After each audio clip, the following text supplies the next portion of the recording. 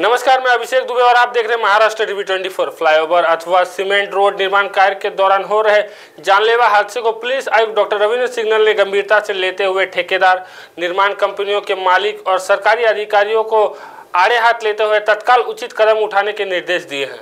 उन्होंने सभी को अंतिम चेतावनी देते हुए हालात में सुधार नहीं होने पर उनके खिलाफ सदोष मनुष्यवध का मामला दर्ज किए जाने की चेतावनी दी। डॉक्टर सिग्नल ने सभी थानेदार को उनके इलाके में चल रहे निर्माण कार्य का ऑडिट करके रिपोर्ट पेश करने के निर्देश दिए हैं। नाही ते ऐकत त्याच्यावर आपल्याला जे करायचं आपण केस दाखल करू। आता तुम्हाला जे वाटतं आता ही शेवटची मीटिंग आहे, त्याच्यानंतर आपण पुढची कारवाई करणार आहे। तर जे वाटतं तुम्हाला ते स्पष्ट सांगा आणि त्यांना पण आपण संधी देऊ जे आहेत की आम्ही इतका करू शकतोय किंवा हे करू शकलो नाही किंवा करू शकत नाही।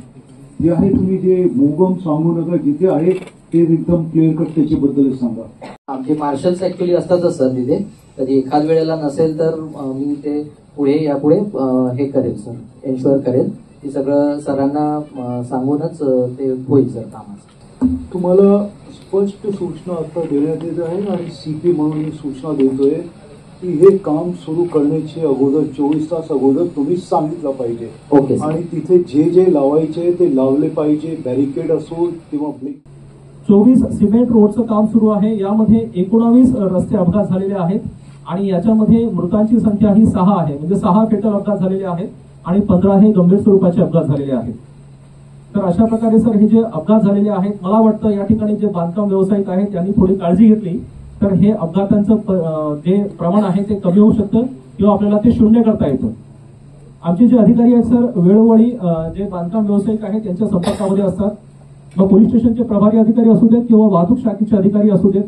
बऱ्याचदा आमच्या असं लक्षात येतं की यांना सर परवानगी दिली जातं, म्हणजे महानगरपालिकेकडून यांना परवानगी दिली जातं, सिमेंट रस्त्याचं काम यांना करायचं आहे, परंतु हे बांधकाम व्यावसायिक यांना मिळालेल्या आदेशाची प्रत सुद्धा पोलीस स्टेशनला किंवा ट्रॅफिक झोन ऑफिसला सादर करत नाही।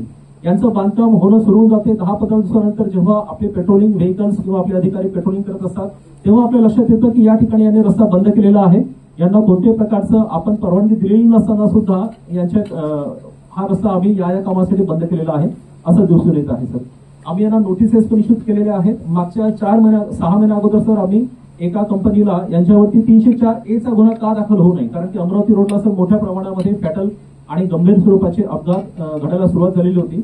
आम्ही जे नमूद कॉन्ट्रॅक्टर आहे, कंपनीचे मालक आहे, यांना बोलवून त्यांना समज दिलेली होती आणि लेखी सुद्धा सूचना दिलेल्या आहेत। त्यानंतर यांनी जी काही उपाययोजना केलेली आहे त्याच्यानंतर थोडंसं अपघातांचं प्रमाण कमी झालेलं होतं त्या भागामध्ये।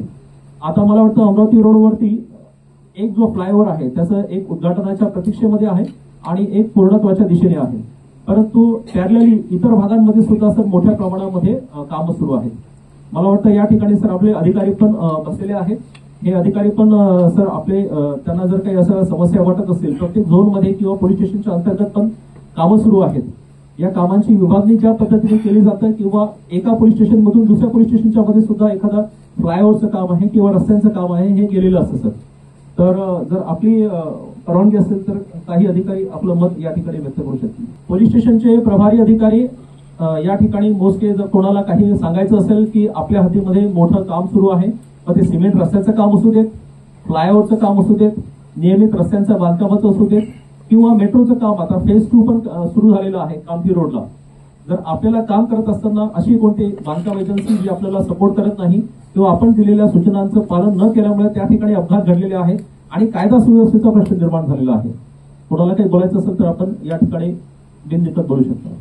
किंवा आपल्या वरिष्ठ कार्यालयास पूर्व सूचना न देता सर ते रोड बंद करून टाकतात सर। दिवसा अचानक मुवमेंट असते व्हीआयपीची, मग आम्ही त्यांना विचारतो तुम्हाला संबंधित विभागाची किंवा आमची एनओसी आहे का रोड बंद करायची, तर सर त्यांनी काय करतात सर, जर ट्रॅफिक कमी असेल, तुरळक असेल सर, त्यांनी काय करतात बॅरिकेडिंग करतात, ते रोड मग पूर्ण सर बंद करतात आणि त्यांचे पर्टिक्युलर कधी वाढणं असतात किंवा नसतात सर, लगेच कंट्रोलला कॉल होते सर।